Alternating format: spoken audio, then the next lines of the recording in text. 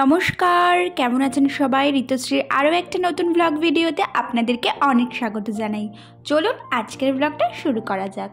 আজকে সকাল থেকে আগে বেডটা পরিষ্কার করে নিচ্ছি, দেন তারপর রান্নাবান্না সব কিছু যাবো।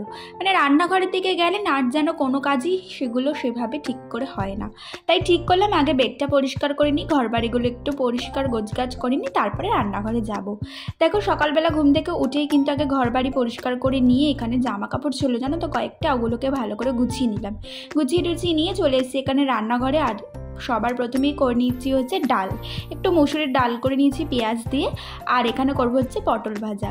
ও তার আগে বলি, আজ হচ্ছে আমাদের মৌরানির জন্মদিন, তো রাত্রিবেলায় আবার আমাদের কিন্তু ওপরেই খাওয়া দাওয়া, তো সেই কারণে সকালবেলাটা তেমন কিছু করব না, ওই একটুখানি ভাজাভুজি ডাল দিয়ে চালিয়ে নেব। আর দেখো এখানে কথা বলতে বলতে কিন্তু আমার ভাতটাও হয়ে গেছে, তো ভাতটা এখানে আমি উবুর দিয়ে নিচ্ছি। জানো তো আমাকে না আরও অনেকে কমেন্ট করেছো, তো চলো আজকে তাদের কমেন্টগুলো কিন্তু আমি পড়ে নিই, আর পরপর এখানে তোমরা ভিডিওগুলো এনজয় করতে থাকো। দেখো এখানে প্রথমে আমাকে কমেন্ট করেছিল ঈশা রান্নাঘর থেকে, তুমি লিখেছিলে অনেক ভালো হয়েছে দিদি ভিডিওটা আজকে, অনেক থ্যাংক ইউ গো, তুমি ও দিদি আমার এভাবেই পাশে থেকো। তারপর লিখেছিল স্বপ্না দাস, দিদিভাই তুমি আমাকে লিখেছিলে খুব ভালো লাগলো দিদিভাই, সো কিউট পুচকি সোনা, থ্যাংক ইউ সো মাচ। আমাকে না তোমরা দিদি বলো না, আমি তোমাদের বোনের সমান বন্ধুর সমান, তোমরা প্লিজ কেউ আমাকে না দিদি বলো না। তারপর দেবিকা দাস দিদিভাই লিখেছিল নাইস শেয়ারিং, থ্যাংক ইউ দিদিভাই। তারপরে সোমা গাঙ্গুলি দিদিভাই আমাকে লিখেছিল নাইস ভিডিও, অনেক থ্যাংক ইউ দিদিভাই, এভাবেই তোমরা আমার পাশে থেকো। ঈশা রান্নাঘর দিদিভাই আমাকে আরও লিখেছিল দিদিভাই সত্যি তোমার ব্লগগুলো অনেক সুন্দর, অনেক ভালো লাগছে দিদিভাই, সাবস্ক্রাইব করে দিয়েছি আর তোমার পরিবারে নতুন, অনেক তোমাকে স্বাগত আমার পরিবারে, আর অনেক অনেক ভালোবাসা। তারপরে দেবিকা দাস দিদিভাই লিখেছিল খুব সুন্দর ব্লগ, আর তুমি লিখেছিলে আমরা মানুষ কিছুতেই খুশি হতে পারি না, আমাদের কাণ্ড দেখে স্বয়ং গডও কনফিউজ থাকেন। একদমই তাই গো, সত্যিই তাই, আমরা তো মানুষ, আমরা সত্যিই নিজেদেরটা নিজেরাই বলছি, আমরা না কোনো কিছুতেই যেন খুশি হতে পারি না। আজকে আমি তাও মনে করি কি জানো, আমার কাছে যা আছে যতটুকু আছে ততটুকুই বা কে বা পায় বলো তো। এরকম রাস্তাঘাটে কত মানুষ দেখি ঠিক করে দুবেলা দুমুঠো কি খাবে তার আশায় বসে থাকে। সারপ্রাইজ, গিয়ে কি বলবি? কি বলবি দিদিকে? বলবি দিদি surprise.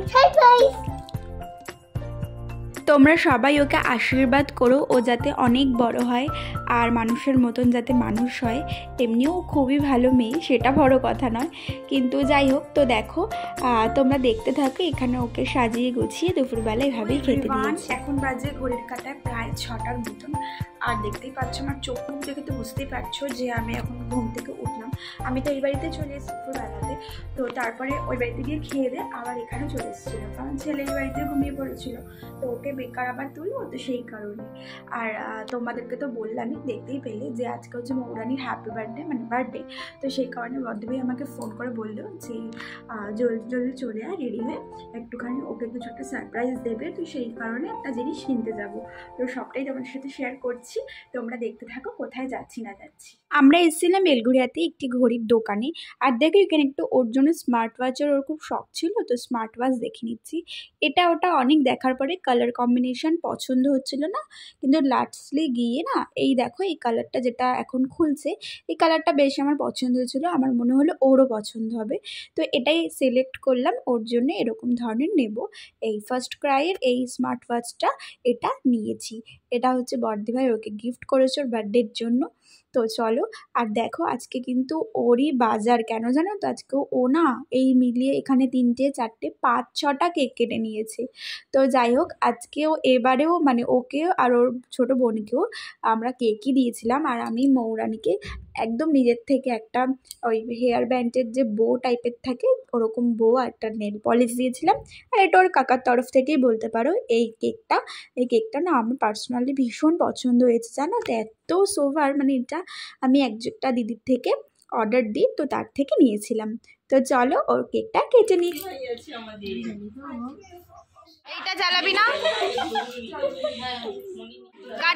Happy birthday to you, happy birthday, happy birthday dear মো। বন্ধুরা আজ আজকের ব্লগটা এইটুখানি। সবাই খুব ভালো থেকো, সবাইকে ভালো রেখো।